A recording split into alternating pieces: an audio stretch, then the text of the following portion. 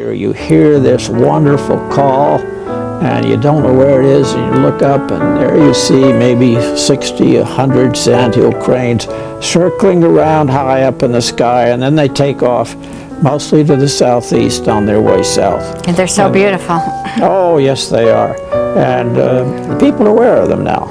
So don't spend your life indoors on the first week of October. Get out and see and hear these wonderful birds. Do you find people more cynical, less concerned about other people and about the environment? Well, you always have cynics. I feel sorry for cynics. I don't know what happiness they get out of life. And I don't have much to do with them. I like to be with other optimists. No, I think this is an exciting time. But I think those of us who think positively have got to speak out stronger than ever. And so I think we are becoming a real environmentally aware community. Again, Stokes has got us doing stuff that we're all uncomfortable doing. You know, that's how we figure it out. So I wrote it down. I'm not a great public speaker, but I got some words here I'll share with you. And we'll see how this comes across. So we're going to do a little bit of audience participation.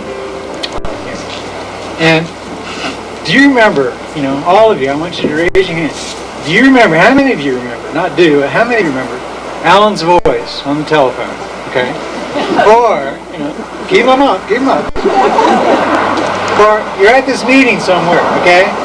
Whatever it might be.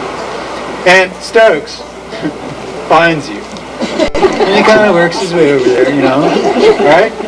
Now we're two hands. And he comes over to you at the meeting, he says, how you were just the person, you know, to do this or that. How he had this particular need that could only be filled by, and just, oh, so well filled by just you.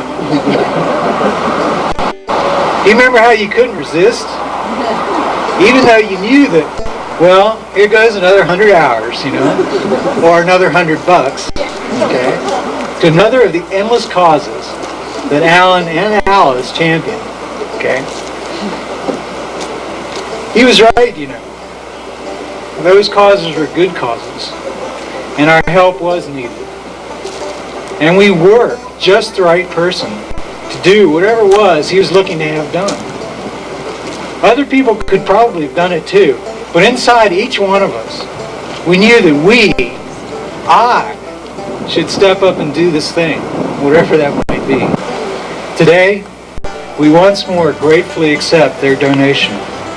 Their name and the example of their lives will endure, and we will use that to give us the extra motivation to keep this thing working, to make this center a focus for teaching others about the world around us, and so we can all become responsible stewards of nature and leave those that follow a better world for our passing. I'd like to present at this time the Alan and Alice Stokes Nature Center in Logan Canyon.